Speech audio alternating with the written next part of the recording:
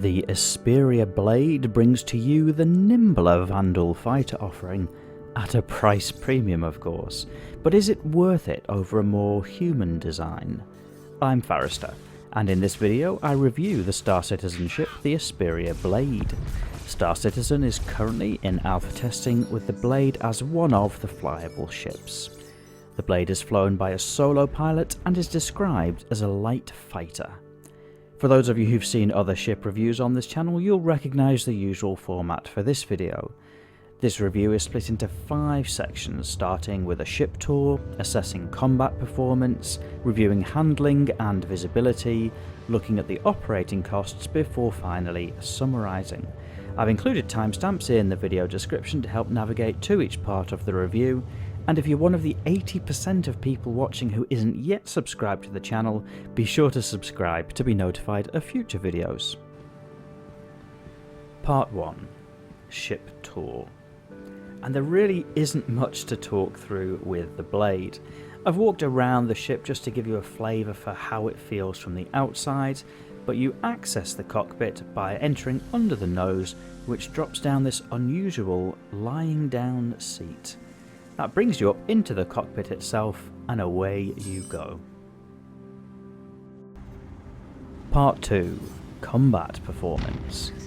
The Blade is a combat ship, and if it's to your preference, the Blade can be a very compelling offering.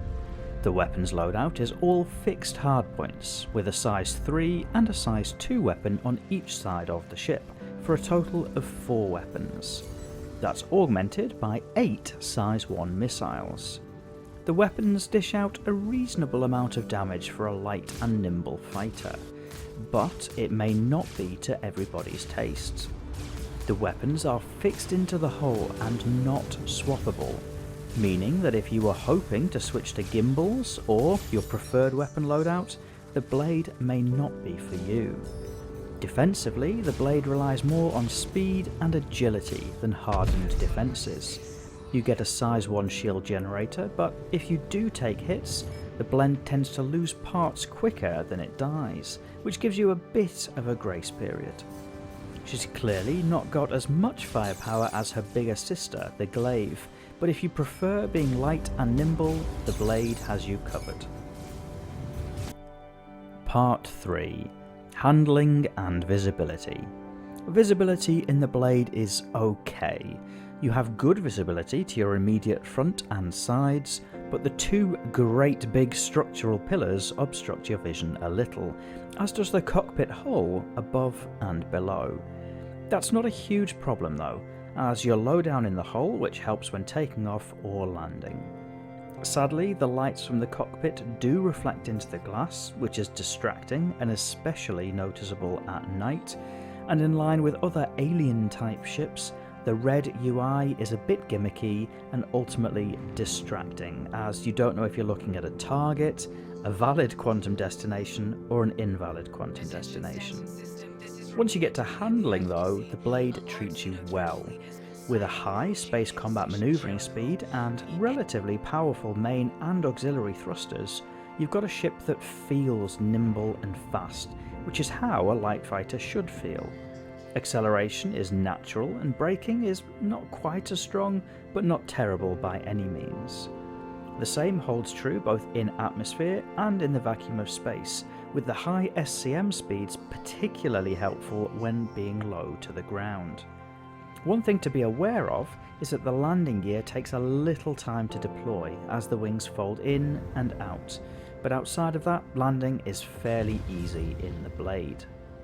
The stock quantum drive is a little on the slow side, but offers good coverage across most of the Stanton system. Part 4. Operating costs. If you do decide to go for the Blade, you pay a lot at the outset, but the operating costs are incredibly cheap. The Blade is notably fuel efficient, which helps keep your expenditure down. And that's a good job because you're a little more limited in options for making money. Clearly, as a combat ship, the Blade performs well in combat missions, with perhaps a little more care required for high-risk targets or claim jumper contracts. but that's the only real option available, as there's no cargo storage or internalised space for running boxes or delivery missions. Part 5. The verdict. So, before appraising the Blade against her peers and price tag, this is definitely a ship that has the cool factor. As you fly around the verse, people do notice it. For those sci-fi fans, she feels a little like a Cylon raider with a very menacing look, and to some people that will be important. So how do you get one? They're rarely on sale for cash, which is good because at $250+ this is an expensive ship. You'll also find in-game for 3.4 million Alpha UEC. Both of those price points are expensive and cost more than 3 times what you'd pay for a Gladius, which offers a competing level of performance. I'd really not suggest buying for cash. If you're interested in having something unique, then you might consider the in-game purchase, but you're likely only buying this for that special flavour. In terms of performance, you'd be much better saving and getting something considerably cheaper. I'd say that's a shame, but I think it's done intentionally. There are cheap options out there for players who look for performance, but the Blade offers something a little more interesting, and I suppose the price tag keeps it relatively rare, which may be appealing to prospective purchasers. Let me know in the comments if you agree. I'll be interested to read, particularly from any Blade owners.